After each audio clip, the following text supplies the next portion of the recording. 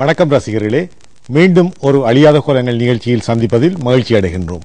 இந்த நிகழ்ச்சி சம்பந்தமாக நேரடியாகவும் தொலைபேசி வாயிலாகவும் கடிதங்கள் மூலமாகவும் நீங்கள் தரும் ஆதரவுக்கு மிகவும் நன்றி. இந்த ஆதரவு தொடர வேண்டும் என கூறி நிகழ்ச்சிக்கு செல்வோம். தமிழ் திரைப்பட ரசிகர்கள் B.R. பந்துலு என்பவர் பற்றி கேள்விப்பட்டிருப்பீர்கள். அவர் ஒரு காலத்தில் புகழ்பெற்ற நடிகர். பின்னாட்களில் அவர் ஒரு தயாரிப்பாளராக மாறிவிட்டார். பத்மினி பிக்சர்ஸ் என்பது அவருடைய தயாரிப்பு நிறுவனத்தின் பெயர். அவர் தயாரித்த முதலாவது படமாக 1954 கல்யாணம் பண்ணியும் பிரம்மச்சாரி என்ற படம் வெளியானது. அதைத் தொடர்ந்து முதல் தேதி, தங்கமலை ரகசியம், சபாஷ் மீனா, வீரபாண்டிய கட்டபொம்மன், கப்பலோட்டிய தமிழன், பலே பாண்டியா, கர்ணன் ஆகிய படங்கள் அவருடைய தயாரிப்பில் வெளிவந்தன. இந்த படங்கள் எல்லாவற்றிலுமே சிவாஜி கணேசன் தான் கதாநாயகனாக இருந்தார். கர்ணன், பலே பாண்டியா ஆகிய படங்கள் தந்த பொருளாதார பின்னடைவை அடுத்து பந்துலு அவர்கள் எம்ஜிஆரை நாடி செல்ல வேண்டிய நிர்பந்தம் ஏற்பட்டது. பந்துலுவுக்காக எம்ஜிஆர் நடித்துக் கொடுத்த அந்த திரைப்படம் மாபெரும் வெற்றி பெற்றது. இன்றைக்கு பார்க்க போகும்போது கூட அந்த படத்தின் தயாரிப்பு முறை வியப்பை உண்டாக்குகின்றது. அரசன் அடிமை, கடற்கொள்ளையர்கள் என்ற சாகச கதை பின்னலுடன் வெளிவந்த அந்த திரைப்படத்தில் நீண்ட இடைவெளிக்கு பின்னர் எம்ஜிஆர் கத்தியை தூக்கி நம்பியாருடன் சண்டை போட்டார். தமிழக அரசியலில் ஒரு நடிகையை முதலமைச்சராக காணப்போகும் பாக்கியத்துக்கு முதல் சுழியிட்ட திரைப்படமாகவும் இதை இன்றைக்கு சொல்லலாம். இந்த படத்தில் தான் பின்னாட்களில் முதலமைச்சராக போகின்ற எம்ஜிஆரும் ஜெயலலிதாவும் சந்தித்துக் கொண்டனர்.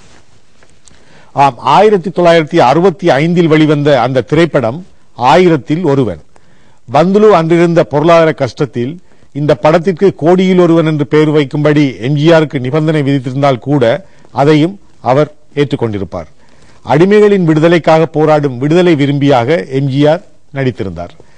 கலகக்காரனின் தலைவன் என அவரும் அவருடைய நண்பர்களும் குற்றஞ்சாட்டப்பட்டு கன்னித்தீவின் காவலன் செங்கப்பன் என்ற கொடியவனிடம் அடிமைகளாக விற்கப்படுகின்றனர்.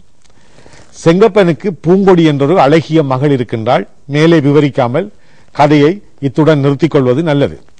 பூங்கொடியாக இதில் நடித்தவர் ஜெயலலிதா அவர்கள். அவர் எம்ஜிஆருடன் ஜோடி சேர்ந்த முதல் படம் இதுவாகும். ஜெயலலிதாவை காப்பாற்றுவதற்காக ஒரு பெரிய மரத்தை தன் முதுகில் எம்ஜிஆர் தாங்கிக் கொள்வதாக அமைந்த ஒரு காட்சியை இன்றைக்கு பார்க்கும்போது அது வடிவேலுவின் நகைச்சுவையை மிஞ்சிவிடுவதாக இருப்பதை ரசிகர்கள் அறியலாம். 1000ல் ஒருவன் திரைப்படம் தான் இசையமைப்பாளர்கள் விஸ்வநாதன், ராமமூர்த்தி கூட்டாக இசையமைத்த இறுதி திரைப்படம். இதன் பின்னர் அவர்கள் தனித்தனியாக பிரிந்து பணியாற்றினார்கள்.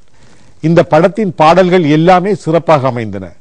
இப்போது இடம்பெறப் போகும் இந்த பாடலில் எம்ஜிஆர், ஜெயலலிதா ஆகியோர் தோன்றுகின்றனர்.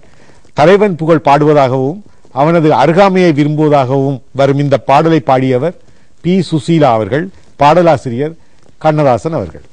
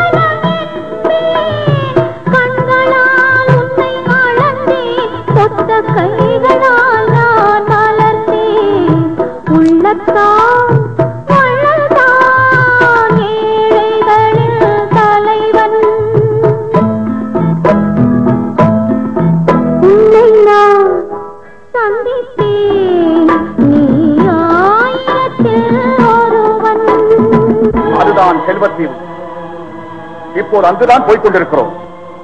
நமது கப்பலில் உணவும் குடிநீரும் குறைவாக இருப்பதால் அதை அங்கு சேகரித்துக் கொண்டு உங்கள் நாட்டுக்கு புறப்படுவோம்.